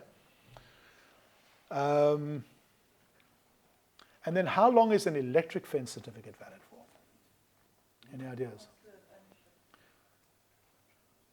No. It used to be considered to be 2 years by most people, myself included. We have recently discovered that it says, the EMR states, so unlike the electrical certificate, which may only be used to transfer property if the certificate is less than 2 years, there is no defined validity period for an electric fence. And the EMR, which is the machinery regulation, so the electrical installation is under the electrical installation. This is a fixed appliance. It goes under the machinery regulations. It states, subject to the provisions of, et cetera, et cetera. I'm not going to read the whole thing, but look right at the end. It says, provided that such certificate shall be transferable, like the electrical used to be before they made it 2 years. So unless work's been done on a property, you could use a 4-year-old certificate. It's not a good idea, but it is legal. Okay. Now, to see if I've got anything here.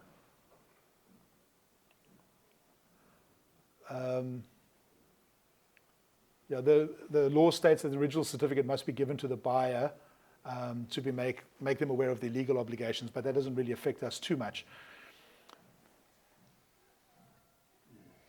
We've already covered that, sorry. Okay, so let's have a look here. Tip to save your seller money. Who should be doing the electric fence inspection? No.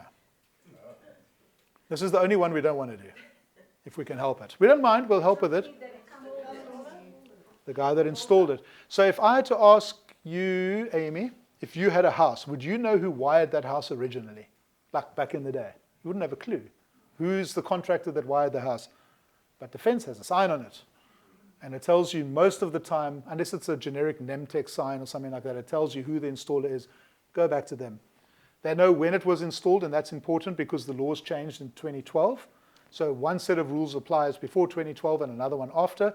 And they've got all the diagrams that you need to submit with a certificate. Don't waste the seller's money getting us to do it. We'll do it if they don't know who it is, or if they don't have an existing certificate, but otherwise go back to the seller. Go back to the original installer, sorry. Okay, we're going to skip over that. This is another interesting certificate, the gas certificate of conformity. Okay. So we're not going to look at the sale agreement. They're very basic. But if we have to ask, how long is a gas certificate valid? And can it be used for a second transfer? Now, generally, the accepted thought is a certificate is valid for 5 years, which is very long for gas. If you have a leak and some carboy with a lighter. But this is out of the regulation book. It says, ongoing inspection and repair. The first point there that's underlined, the system shall be inspected at regular intervals not exceeding 5 years. Okay, now 5 years is the number, right?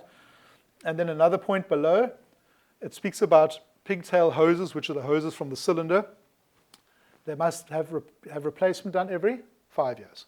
So everybody thinks it's 5 years. But this, like the electrical regulations that we follow, falls under the installation regulations. The gas installations fall under the pressure vessel regulations because they're pressurized. Okay? And have a look at 17.3 there. It says, an authorized person or an approved inspection authority shall issue a certificate of conformity after the completion of a gas installation. That's obvious. Modification, alteration, all obvious. But look at these two. Change of user, change of ownership. Okay? So you need a new certificate after every change of user. Tenant change. You need a new certificate. I don't recommend you start doing this, okay, because nobody's doing it. But technically, you need it. And why? Because at the bottom of the certificate, there's a section that says, I, who installed this, have advised the user how to properly use this system. We all forget that some people move into a place with gas and they've never had gas in their lives before. So it is dangerous. That's why. And we never actually get to meet the buyer. We give the certificate to the seller. That gets passed on to the buyer. We're not there to explain to them how that system works. That's why I'm saying I wouldn't stick to that with a tenant. But if you're supposed to do it for a tenant change, you definitely have to do it for an owner change. So I wouldn't ever use a certificate that is for a second transfer, even if the period in between is fairly short. Okay. And so the point there is don't use it for more than one transfer. Let's have a look at some. This is about to change, by the way. Some of what I'm showing you here is about to change, some aspects of it.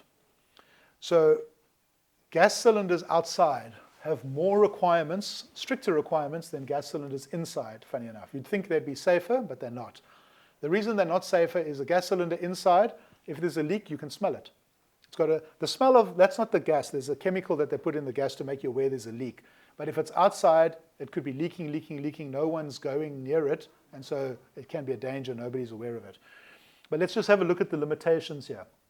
So cylinders outside can't be within 1 meter of a door. 1.5 meters, this is current now, but it's going to change soon. 1.5 meters below a light.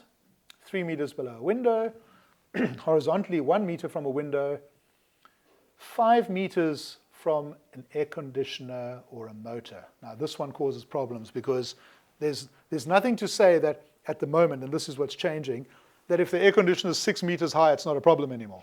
It only gives you a horizontal measurement. So the new one's going to apparently have some kind of a diagram, like an angle diagram, to say if it falls out of that scope, then it's fine.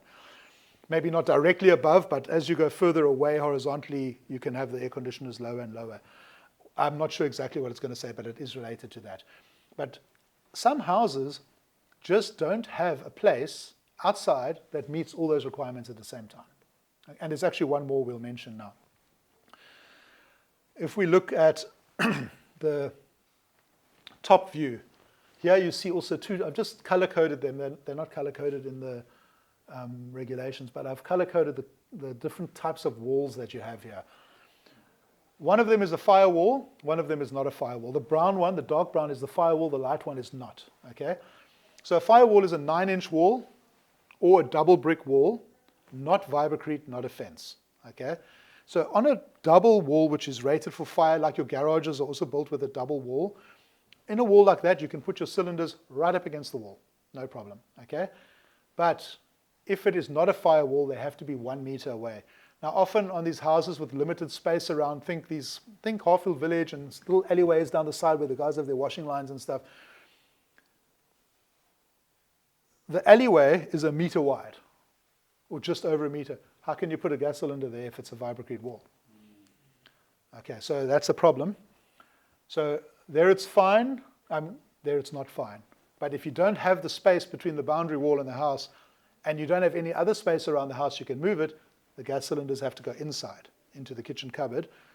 But that doesn't work if you've got a fireplace. So if it's also feeding a fireplace requires a minimum of a 19 kilo cylinder to run. If you put a 9 kilo in, the top of the gas cylinder might freeze because you're pulling the pressure out too quick and it gets cold. If it freezes and the flame goes out and then it defrosts and starts letting gas through again, you've got a potential danger on your hand. So there it's fine, but look at this requirement here. Sorry, I'm not really focusing on the one where there's 3 to 4 cylinders because we're looking mostly at domestic, okay?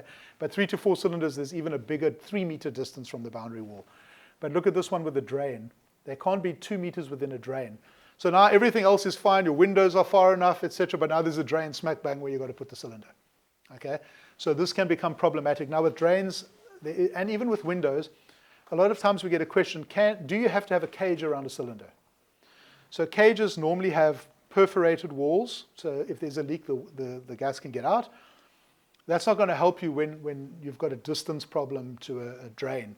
But let's say you've got a cylinder that's 900 millimeters from a drain, and you can't move it anywhere else. If you put a cage around that cylinder with solid side walls and a back wall, just the front is mesh, then they measure around that wall to the drain. That's called a diversion cage. So you've actually added maybe 90 centimeters or something. Once you measured all the way around it, now it can stand there.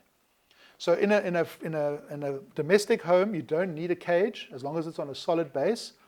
You do need a cage where there's public access to a cylinder. So in an estate where people can walk onto other people's properties, or in a restaurant environment, there might be public access, then you will need a proper cage to keep it safe. Nobody's going to leave a gas cylinder in the front of their home without a cage or some kind of protection because it'll be gone in half an hour. But in the back of your house, you don't need a cage, except sometimes a diversion cage to get the right distances to be able to comply. Okay, so that's what, most of the time when we're calling for a cage, it's for distances, not for safety of any other reason. Then if we have to move the cylinder to the inside, or we do have a inside installation, there are also problems. And this is exacerbated when you have a gas installer from one company and an electrician from another company doing the same certificate. Or one's doing gas, one's doing electrical, but they're not talking to each other, okay? Because in a kitchen, your plugs and isolators near the stove must be a minimum of 200 millimeters away from the edge of the stove. That becomes an electrical problem, because if you blank that off, now your electrical certificate's not valid anymore. You have to make another plan for an isolator. So it's best if the same company does both. The two can talk to each other and communicate so that both sides get done properly. But you can't have it within 200 millimeters. Let's remember that that's not a problem for the electrical regulations, and most houses that have gas now used to have normal electric hobs. So that's why the isolators are in that position. Then you need ventilation slots in your cupboards. Now you think of these nice shiny kitchens, everything's beautiful. You have to ventilate the cupboard. Some companies are just putting ventilation holes in the kickboard at the edge of the cupboard. Not permitted currently. I don't know if the new regulation is going to make allowance for that. Has to be in the door, top and bottom, or near the top and bottom of the door, and I'll show you a picture of how we do it just now. That has to be in place if the cylinder's in the cupboard. Notice there's no isolation valve in that little diagram because the valve on top of the cylinder suffices in this case. Okay, you don't need a separate isolation valve. But you cannot have the cylinder directly below the hob, and you also can't have an electrical switch directly below the hob, which is a stupid regulation because when your oven is below the hob, you've got a whole lot of switches on your oven. Okay, so I don't know why they're not talking to the electrical installation regulations, but you can't have a switch in the space directly below a hob. So if we come to a property and there's a double plug underneath, one feeding the oven and one feeding the hob, that plug's got to move to an adjacent cupboard. Now that's an electrical problem, but it's because of the gas regulation. It's got to move to an adjacent cupboard, but all the switches on the oven are fine. That's not a problem. The ones that you actually switch and actually create a spark are fine. The one that never gets switched because you can't reach it, that one's a problem. So it's not very clever. Okay, and then if you have a plug or a switch, you have to have a partition in between. Okay, so a whole lot of stuff that we have to look at with the gas in the kitchen. Then these are ventilation slots. We put them on the inside and outside because otherwise it looks terrible on the inside when you open the cupboard.